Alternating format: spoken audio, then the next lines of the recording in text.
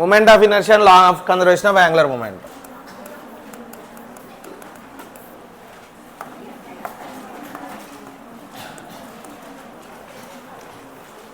చాలా easy topics ఈ రెండు కూడా.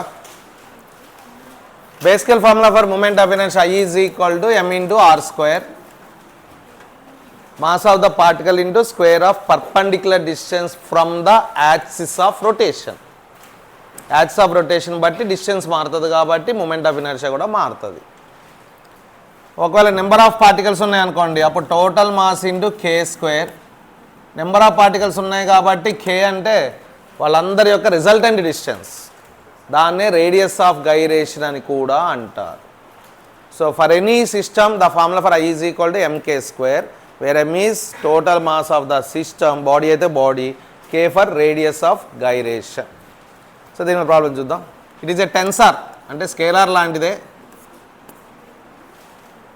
డైరెక్షన్ ఉంటుంది, బట్ డైరెక్షన్ మీద దాని వాల్యూ డిపెండ్ కాదు, దాన్నే టెన్సార్ అంటాం. క్లాక్ వైజ్ తిరిగినా యాంటీ క్లాక్ వైజ్ తిరిగినా moment of inertia doesn't change కాబట్టి టెన్సార్ అంటాం. ఒక టెన్సార్ ఇవ్వకుండా మనకి ఆప్షన్స్లో స్కేలార్ వెక్టార్ అని ఇస్తే కనుక యూ కెన్ ప్రిఫర్ స్కేలార్. సరే, కొన్ని ఎగ్జాంపుల్ చూద్దాం. ఈక్వలేటెడ్ ట్రయాంగిల్ అన్నాడు, అంటే ఇది సైడ్ ఏ, ఇది సైడ్ ఏ, ఇది సైడ్ ఏ. ఇక్కడ ఒక మాస్ పెట్టాడు, పాయింట్ మాసెస్ చూద్దాం ఫస్ట్. 3 మాసెస్ ఉన్నాడు. What is the moment of inertia of the system about this axis? ఎలా ఉంది ఆ యాక్సిస్? ఇలా పెట్టానంటే అండి పర్పెండిక్యులర్గా ఉంది, అంటే passing through the centre and ప్లేన్కి పర్పెండిక్యులర్గా ఉంది. What is the moment of inertia of the system అడిగాడు. సో I is equal to m into ఈ డిస్టెన్స్. ఎంత ఇది? What this distance? a by root 3. The distance of any vertex from the centroid is a by root 3 in the case of equilateral triangle. If it is a square, a by root 2. So కాబట్టి m into distance square, m into a by root 3 whole square. అలాంటి m into a by root 3 అంటే 3 ఉన్నాయి. Therefore the answer is a square by 3, 3, 3 cancel అంటే ma square. That is the formula for moment of inertia. ఒక radius of gyration కనుక్కోమన్నాడు అనుకోండి, this should be equated with what? mk square. m అంటే ఏంటి? Total mass. ఎంత total mass of the system? 3m. So this should be equated with 3m k square. దాని నుంచి k is equal to a by root 3. అలా కనుక్కోవాలి. లేదా ఈసారి about this axis అడిగాడు. ఇది ఎలా ఉంది యాక్సిస్? ప్లేన్కి పర్పెండిక్యులర్గా ఉంది, passing through one of the corners. అప్పుడు I కావాలి. So I is equal to, వీడు ఎక్కడ ఉన్నాడు? దాని మీదనే ఉన్నాడు. దాని మీదనే ఉన్నాడు అంటే how much distance it is maintaining? 0. కాబట్టి మూమెంట్ ఆఫ్ ఇనర్షియా 0, దానికి ఏం ఉండదు.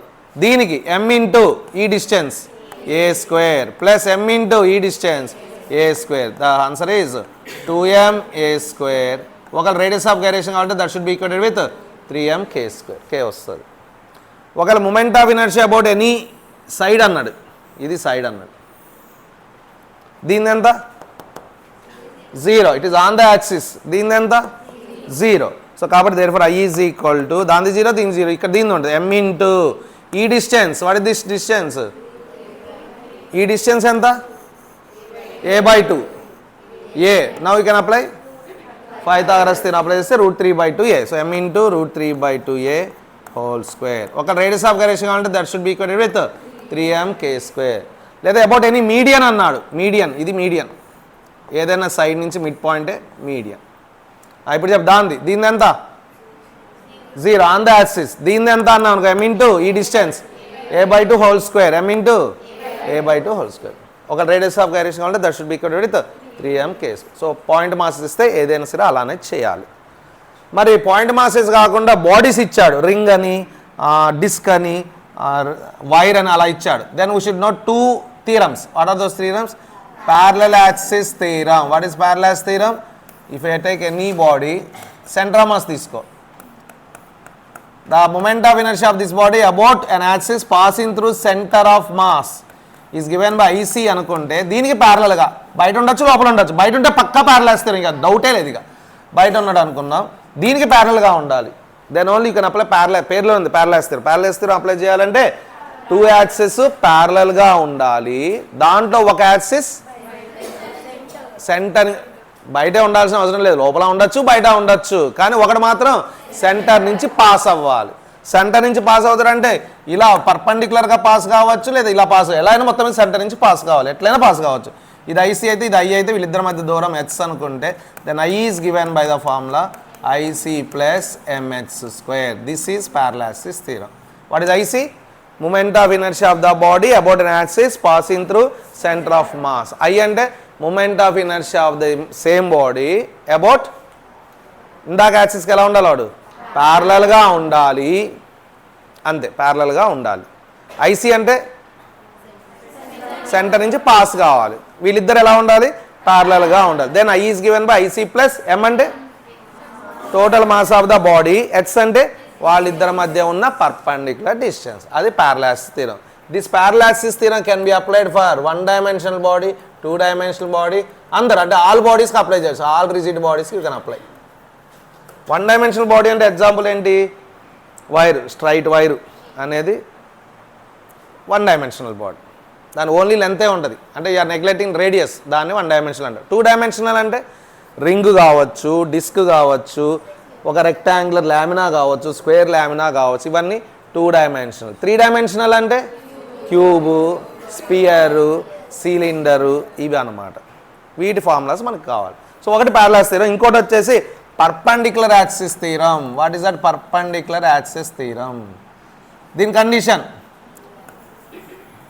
వీడు ఎక్స్ యాక్సిస్ అనుకుందాం, వీడు వై యాక్సిస్. ఎలా ఉంటారు ఎక్స్ వై యాక్సిస్? ఇద్దరు మ్యూచువల్లీ పర్పెండిక్యులర్గా ఉండాలి, అంతేగాని అడ్డంగా నిలువుగా ఉండాల్సిన అవసరం లేదు. ఒకవేళ వీడు ఇలా ఉన్నాడు అనుకోండి, వీడు ఇలా ఉండాలి, అంటే వాళ్ళిద్దరి మధ్య యాంగిల్ మాత్రం 90 ఉండాలి, కానీ అడ్డంగా నిలువుగా ఉండాల్సిన రూల్ అయితే లేదు. ఒకటి ఎక్స్ యాక్సిస్, ఇంకోటి వై యాక్సిస్, అంటే బాడీ ఏ ప్లేన్లో ఉన్నట్టు? XY ప్లేన్లో ఉంది. అప్పుడు జెడ్ యాక్సిస్ అంటే ఏంటి? వాళ్ళిద్దరు పాయింట్ ఆఫ్ ఇంటర్సెక్షన్ నుంచి పోవాలి, ప్లేన్కి పర్పెండిక్యులర్గా ఉండాలి. ఇది ప్లేన్కి పర్పెండిక్యులర్, ఇది IZ.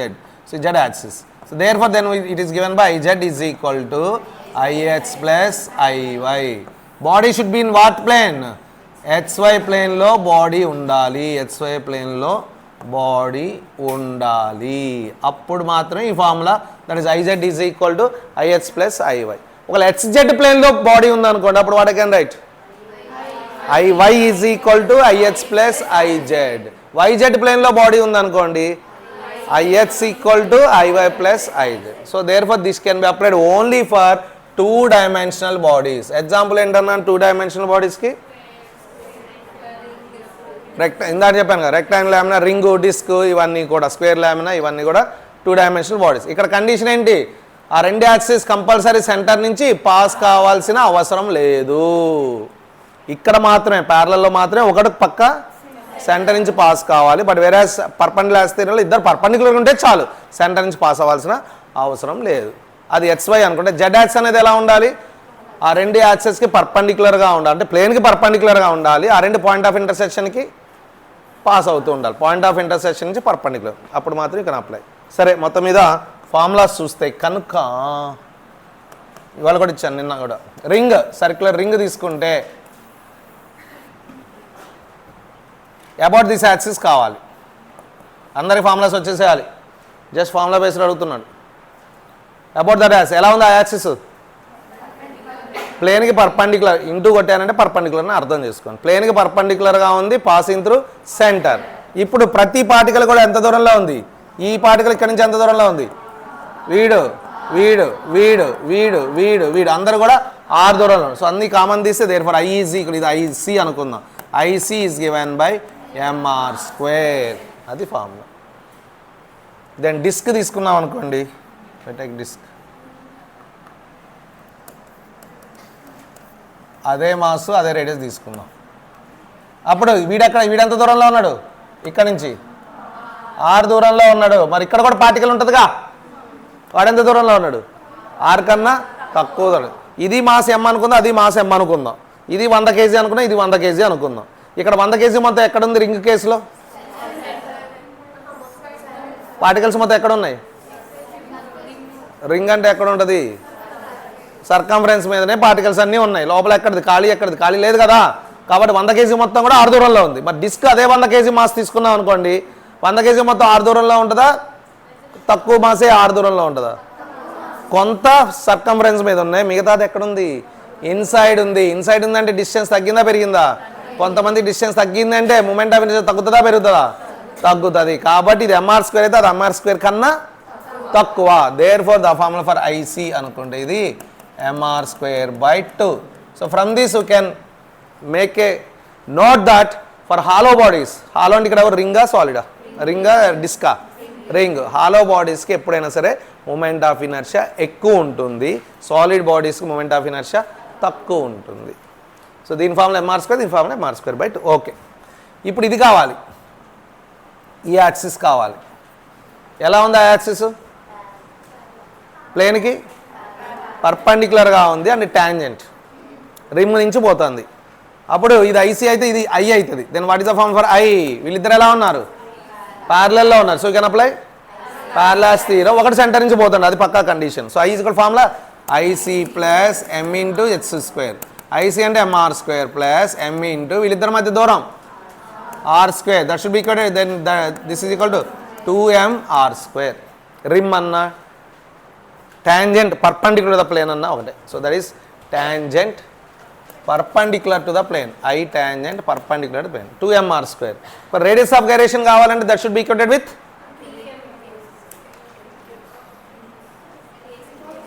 దేనికి ఈక్వల్ చేయాలి దాన్ని?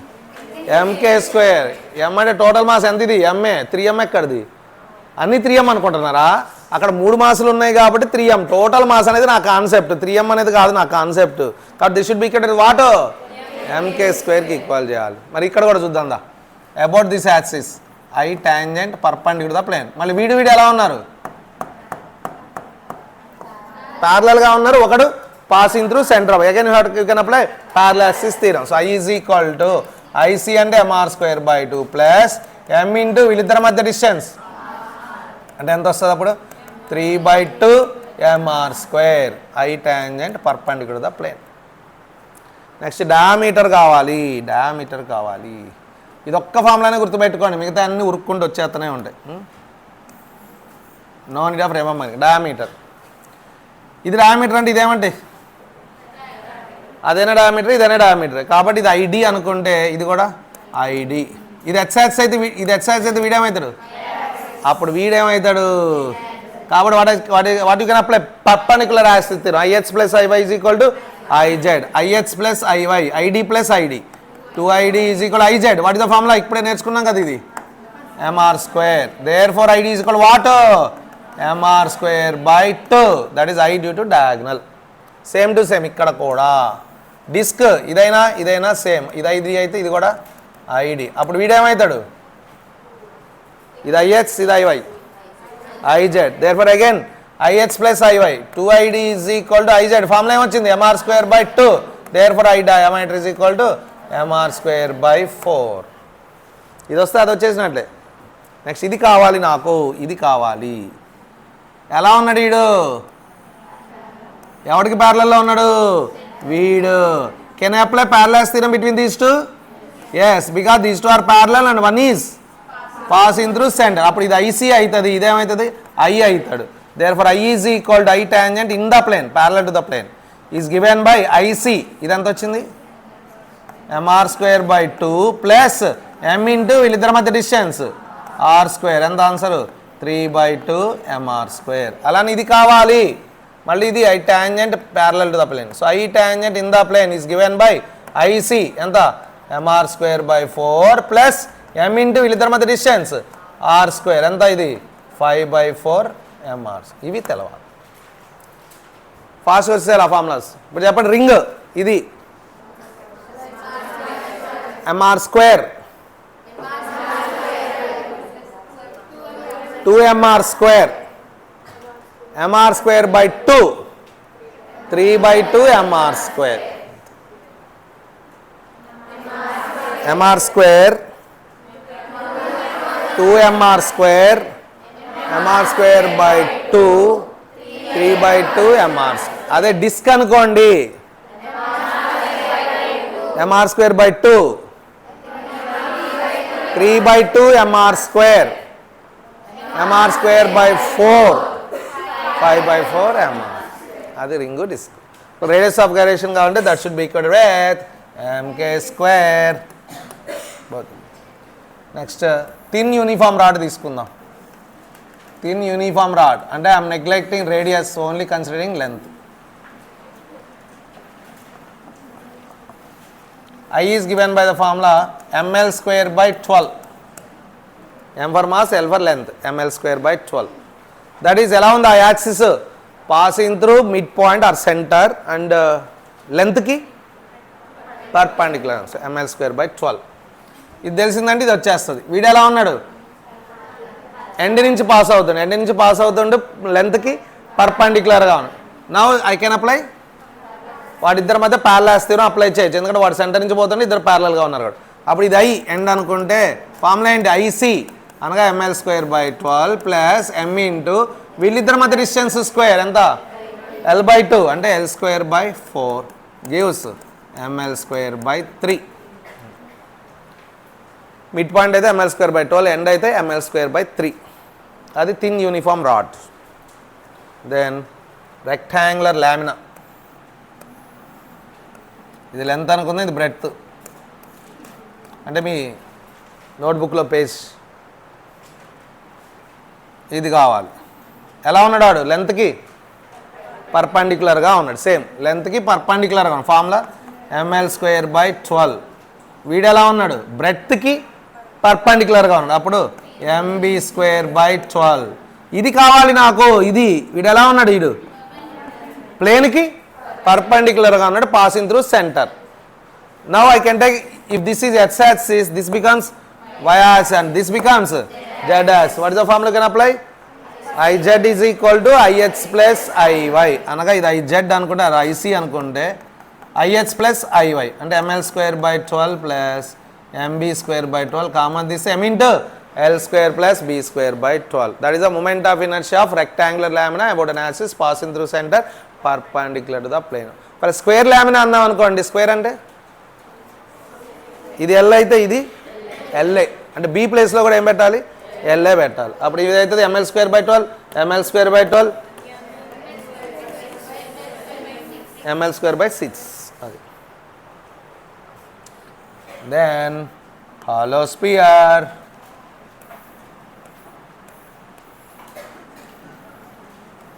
జస్ట్ ఫార్ములాస్ ఏనండి. హాలో సిలిండర్, ఇది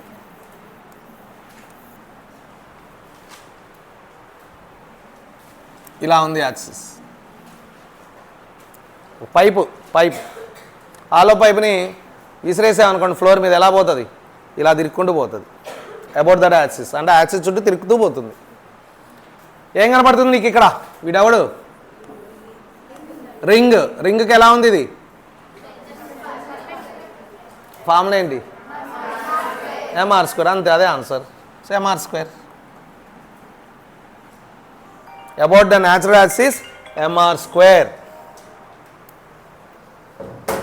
అదే డిస్క్ ఇదే సాలిడ్ సిలిండర్ తీసుకున్నా అనుకోండి, if I take solid cylinder about the pipe కాదు రాడ్, ఇది అదెంత ఫార్ములా, అప్పుడు వీడెవడు డిస్క్కి ఇలా పోతుంది mr square by 2.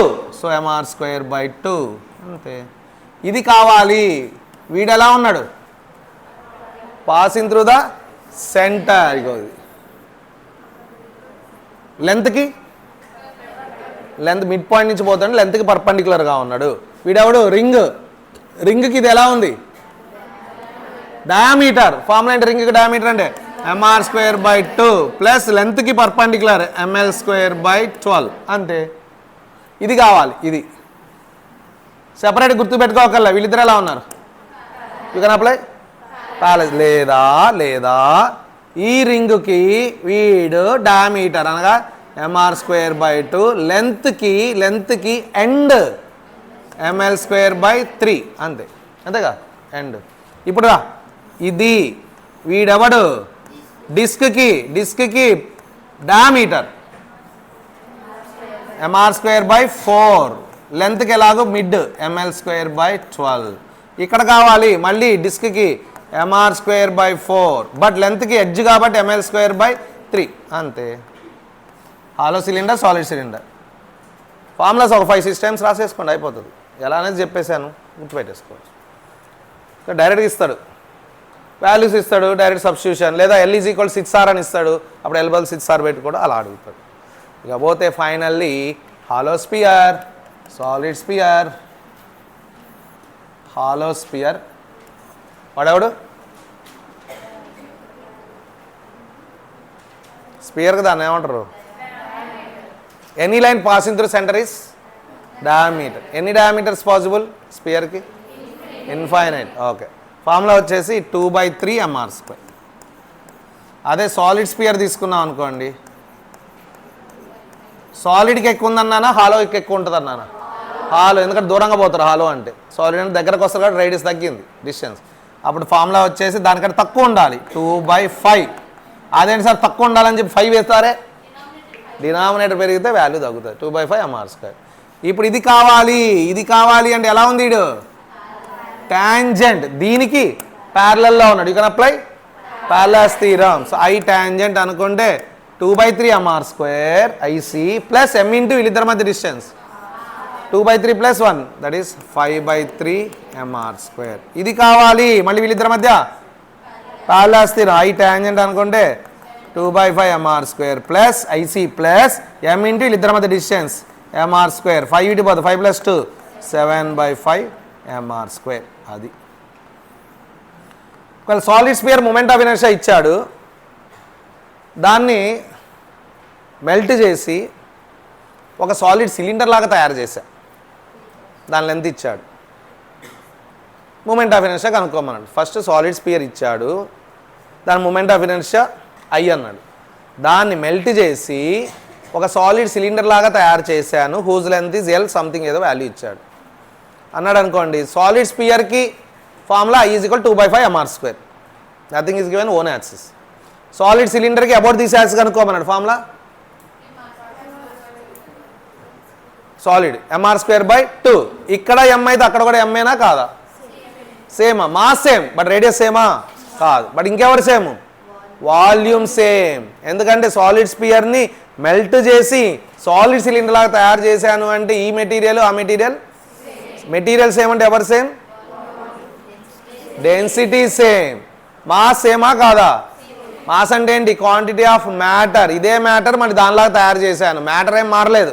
Density same, mass same అంటే volume same. What is the volume of sphere? 4/3 π R³ అనుకుందాం. అప్పుడు what is the volume of cylinder, solid cylinder? π r² అనుకుంటే ఇంటూ L, దాన్ని r R రిలేషన్ వస్తుంది. అలా చేయాలి. సో దాన్ని ఎట్లయినా అడుకోవచ్చు. అది బేసికల్గా formulas for moment of inertia. Then finally చిన్న టాపిక్స్ అండి, పక్కా వస్తుంది. ఈ 2 టాపిక్స్లోంచి పక్కా ఒక క్వశ్చన్ అయితే వచ్చి తీరుతుంది, 2 రావచ్చు. Law of conservation of angular momentum. Already చిన్నప్పటి నుంచి నేర్చుకుంటూనే ఉన్నాం. కన్జర్వేషన్, యాంగులర్ మొమెంటం కన్జర్వ్ కావాలంటే కండిషన్ ఏంటి? When there is no external torque. When there is no external torque acting on the system, tau is equal to 0, then angular momentum is constant. Adi మామూలుగా conservation of linear moment అంటే when there is no external force acting on the system, the total, ఇక్కడ angular moment, అక్కడ ఏంటి linear moment or simply momentum, total linear moment of the system remains constant. So law of conservation of మొమెంటంకి కావాల్సింది no external force. Law of conservation of angular moment కావాల్సింది no external torque. When this no external torque acting on the system, the total angular moment of the system remains constant. L is constant ఎందుకంటే tau is nothing but rate of change of angular moment. Tau 0 అంటే DL 0 అంటే change is 0 అంటే L is what is the formula for momentum?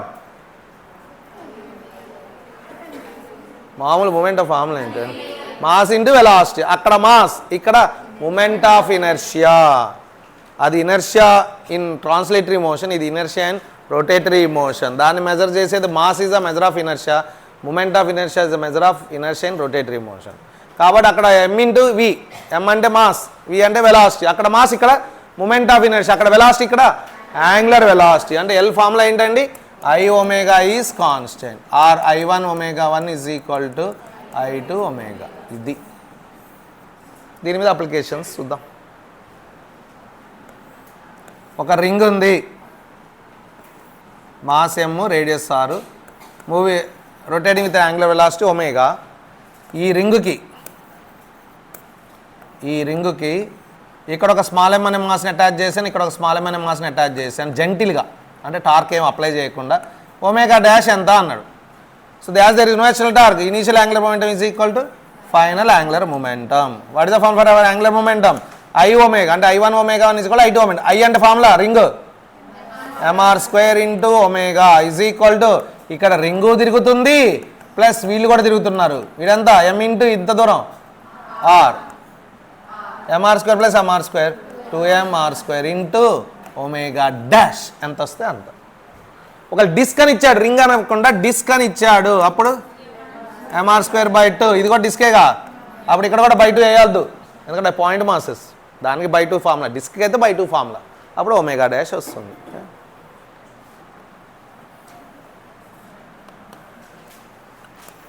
ఒక disc ఉంది collisions లానే, moment of inertia I1 ఇచ్చాడు, వీడు omega 1తో తిరుగుతుండు, ఇంకొకడు ఉన్నాడు బాడీ I2, వీడు ఒమేగా 2తో తిరుగుతున్నారు ఇద్దరు కూడా. ఇప్పుడు చిన్నగా దీన్ని తీసుకొచ్చి దీని మీద పడేసా, ఇద్దరిని కలిపా, అప్పుడు చిన్నగా కాసేపు అయిన తర్వాత ఇద్దరు కూడా ఒకటే యాంగులర్ వెలాసిటీ తిరుగుతారు, అది ఎంత అని అడిగాడు. I1 I2, that is known as common angular velocity. Again చిన్నగా అన్నాను, జెంటిల్గా అన్నాను, అంటే there is no external torque, means initial angular moment of the system is equal to final angular momentum. Angular momentum అంటే so I1 omega 1 plus I2 omega 2. ఒకళ్ళు ఆపోజిట్గా తిరుగుతున్నారు అనుకోండి, మైనస్ ఒమేగా డైరెక్షన్ ఎలాగ అనుకుంటావు, క్లాక్ వైజ్ తిరుగుతుంటే ఇక right hand thumb rule apply చేయండి పైకి, వీడి కూడా యాంటీ క్లాక్ వైజ్ తిరుగుతుండు పైకి, ఒకటి వీడు క్లాక్ వైజ్ తిరుగుతుంటే కిందకి, ఒకటి పైకి ఒకటి కిందకు ఉంటే ఏం చేయాలి, మైనస్. అలా సో మొత్తం మీద ఇక్కడ రెండు పైకి I1 omega plus I2 omega తీసుకొని ఇద్దరు కలిసి I1 plus I2 into omega, దీన్నే కామన్ యాంగులర్ వెలాసిటీ అంటాం. ఇంకొంచెం ముందుకు పోయి what is the loss in kinetic energy of the system అని అడిగాడు. సిస్టమ్ అంటే ఒక్కడా ఇద్దరా? Kinetic energy, what is the formula for kinetic energy?